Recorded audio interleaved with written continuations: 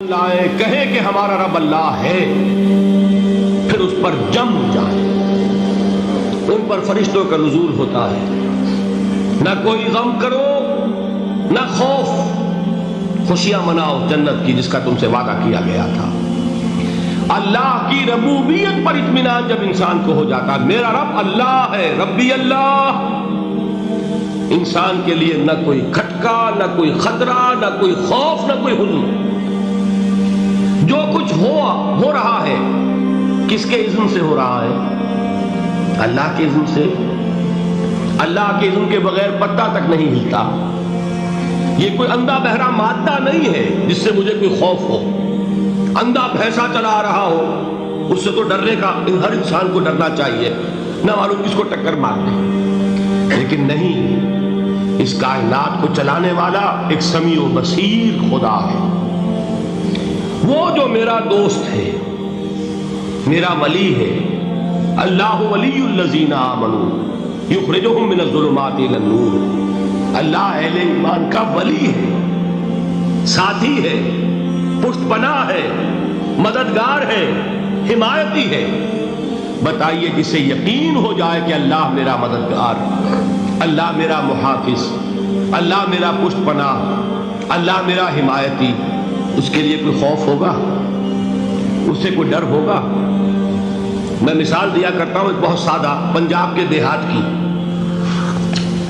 وہ بڑا چودھری ہے اور کوئی غریب کسان ہے۔ اس غریب کسان کے جانوروں کو ہر وقت اندیشہ ہوگا چوری کا، کوئی میری بھینس کھول کر نہ لے جائے، کوئی میرا بیل کھول کر نہ لے جائے۔ لیکن جس کے بارے میں یہ سب کو معلوم ہو کہ وہ جو بڑا چودھری ہے وہ اس کا دوست ہے، اس کی بچیا کو کوئی خوف ہوگا؟ اس کی بھینس پر کوئی ہاتھ ڈالے گا؟ اسے کوئی اندیشہ ہوگا؟ نہیں۔ کیوں؟ کہ وہ بڑا چودھری، بڑا اس کا یہاں کا سردار، جاگیردار، سب کو معلوم ہے وہ میرا دوست ہے، کوئی میرے خلاف اقدام نہیں کر سکتا۔ اس دنیا میں یہ چھوٹی سی بات اگر آپ کے دلی اطمینان اور سکون کا باعث بن سکتی ہے تو ذرا تصور کیجئے۔ میں لفظ تصور استعمال کروں گا صرف اس لیے کہ اس کا ہم جس کو کہتے ہیں ادراک اور شعور کر نہیں سکتے، اگر کے ساتھ کر سکتے۔ اگر یقین ہو کہ اللہ میرا مددگار اور یقین ہو کہ اللہ ہر آن میرے ساتھ ہے، پھر کوئی خوف؟ کس کا خوف؟ کوئی شے اللہ سے بالا تر ہے؟ کوئی قوت اس سے زیادہ طاقتور ہے؟ کوئی اس کے ارادے کو بدلنے والا ہے؟ کوئی اس کی مشیت کے آڑے آنے والا ہے؟ یہی بات ہے جو حضور نے فرمائی۔ یہ ایمان کا حاصل ہے لب لباب، کہ دیکھو اچھی طرح اس بات کو ذہن نشین کر لو، اگر تمام انسان مل کر تمہیں کوئی نقصان پہنچانا چاہے نہیں پہنچا سکتے، مگر جو کچھ اللہ نے لکھ دیا ہو، اور تمام انسان مل کر تمہیں کوئی نفع پہنچانا چاہے نہیں پہنچا سکتے، مگر وہ شے جو اللہ نے طے کر دی۔ آپ پھر میں کہوں گا ذرا طاری کیجئے، اسے فرض کیجئے، اسے سوچئے۔ اگر اس حدیث پر ہمارا دل ٹھکا ہوا ہو تو کسی سے ڈر ہوگا؟ یہ مجھے نقصان نہ پہنچا دے، یہ میری رپورٹ خراب نہ کر دے، یہ میری انکریمنٹ نہ رکوا دے، یہ میرا یہ نہ بگاڑ دے، یہ میرے یہ نقصان نہ پہنچا دے۔ اس کا ڈر، اس کا ڈر، اس کا خوف، اس کی خوشامد، اس کے لیے جا کر طرح طرح سے اپنی عزت نفس کو ذلیل کروانا اس کے سامنے، یہ سب کچھ کیوں کرتا ہے انسان؟ جب سمجھتا ہے کہ اس کے ہاتھ میں میرا کوئی نفع ہے، اس کے ہاتھ میں میرے لیے کوئی ضرر ہے، یہ مجھے کوئی غضب پہنچا سکتا ہے، یہ مجھے کوئی نقصان پہنچا سکتا ہے، یہ میرا کوئی کام بنا سکتا ہے، یہ میری کوئی ضرورت پوری کر سکتا ہے، اسی کا نام شرک ہے۔ جہاں آپ نے یہ سمجھا کہ غیر اللہ کے اندر کوئی طاقت موجود ہے، وہی شرک ہے۔ بتوں سے تجھ کو امیدیں، خدا سے نومیدی، مجھے بتا تو صحیح اور کافری کیا ہے؟ شرک تو یہ ہے جس پر بھی تمہیں یہ خیال ہے، کلمہ ہے یہ کلمہ سوم، لا حول ولا قوت الا باللہ۔ ذرا اس پر دل کو کبھی اگر آپ تصور کریں، پھر فرض کریں، دل ٹھک جائے اس پر، کوئی طاقت نہیں۔ یہی بات تھی جو شیخ عبد القادر جیلانی رحمۃ اللہ علیہ نے اپنی وصیت میں اپنے بچے سے کہی. 11ویں دینے والے ہیں، لیکن حضرت شیخ عبد القادر جیلانی کی وصیت اور تعلیمات کو کتنے لوگ ہیں تم جانتے ہو؟ یہ جن مقامات تک پہنچے ہیں وہ کس چیز کی بدولت پہنچے ہیں؟ انہوں نے جو پیغام دیا وہ کیا تھا؟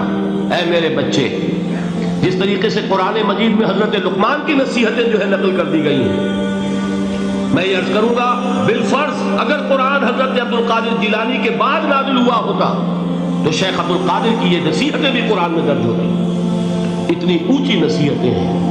اے میرے بچے، اس حقیقت کو ذہن نشین کر لے، لا فاعل فی الحقیقت ولا مؤثر الا اللہ. اس کائنات میں نہ کوئی فاعل حقیقی ہے نہ مؤثر حقیقی ہے سوائے اللہ. کسی شے میں کوئی تاثیر نہیں اگر اللہ نہ چاہے. آگ جلا نہیں سکتی اگر اللہ نہ چاہے. پانی ڈبو نہیں سکتا اگر اللہ نہ چاہے. زہر ہلاک نہیں کر سکتا اگر اللہ نہ چاہے. کوئی چیز فائدہ نہیں پہنچا سکتی اگر اللہ نہ چاہے. تو در در پہ کیوں سر جھکاتے ہو؟ در در پر کیوں جبیں سائی کرتے ہو؟ سب کے سامنے کیوں ہاتھ پھیلاتے ہو؟ ایک اللہ سے مانگو.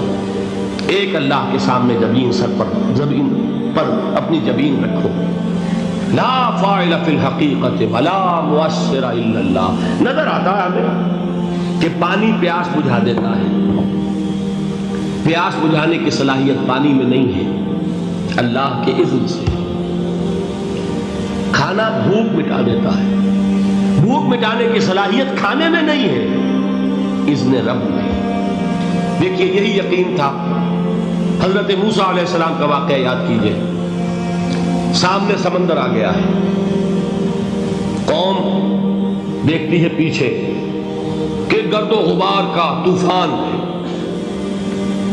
معلوم ہوا کہ فرعون اپنے لشکر سمیت آ گیا. لشکر جب چلتا تھا تیز رفتاری کے ساتھ تو گرد و غبار کا جو طوفان اٹھتا تھا اس کا تصور کیجیے. اور لمحہ بلمحہ وہ قریب آ رہا ہے. پوری قوم نے کیا کہا؟ اے موسیٰ انا لمدرکون، اے موسیٰ ہم کو پکڑے گئے. قرآن مجید میں تو یہاں وہ باتیں نہیں لکھی ہیں، لیکن تورات میں یہ درج ہے کہ بنی اسرائیل جھگڑنے لگے، دست و گریبان ہو گئے موسیٰ کے ساتھ. موسیٰ نے یہاں فرمایا لا کر، اس سے تو ہم ہی بہتر تھے. وہاں کھانے کو ملتا تھا، زندگی تو تھی، بیگار ہم کر رہے تھے، موت تو نہیں تھی. اب جو کچھ ہوگا اس کا تصور کرو، جس طریقے سے ہمارے ٹکڑے اڑائے جائیں گے. تو لڑ رہے ہیں حضرت موسیٰ علیہ السلام سے. یہ تورات کی تفسیر ہے. قرآن میں صرف اتنا آیا ہے، پریشان ہو کر انہوں نے کہا انا لمدرکون، موسیٰ ہم تو پکڑے گئے. اس وقت موسیٰ کا جواب کیا ہے؟ کلا ان معی ربی سیہدین. نہیں، میرے ساتھ میرا رب ہے، وہ راستہ دے گا. بتائیے کہاں راستہ نظر آ رہا ہے؟ یہ ہے ایمان بالغیب. راستہ نظر نہ آئے تب اللہ پر یقین ایمان ہے. جیب میں پیسے ہو اور تب دل کو اطمینان ہے تو ایمان کس پر ہوا؟ پیسے پر، اللہ پر نہیں. جب وسائل و ذرائع نہ ہو اور پھر یقین ہو کہ اللہ مسبب الاسباب ہے، وہ اسباب کا پابند نہیں ہے، وہ اسباب کا محتاج نہیں ہے، اسباب اس کے محتاج ہے. اگر یہ یقین ہے تو اللہ پر ایمان ہے. یہ نہیں ہے تو تمہارا ایمان اسباب پر ہے، وسائل پر ہے، ذرائع پر ہے، مادیات پر ہے، اللہ پر نہیں. اس وقت کہاں راستہ تھا؟ کوئی راستہ تھا؟ سمندر ہے اور ادھر سے لشکر آ گیا ہے. کلا ان معی ربی سیہدین. اب دیکھیے ایمان کہہ دینا آسان ہے، ہوا معکم اینما کنتم، جہاں کہیں بھی تم ہوتے ہو اللہ تمہارے ساتھ ہوتا ہے. لیکن اس کا یقین قائم ہو جائے تو زمین و آسمان کا فرق واقع ہو جائے.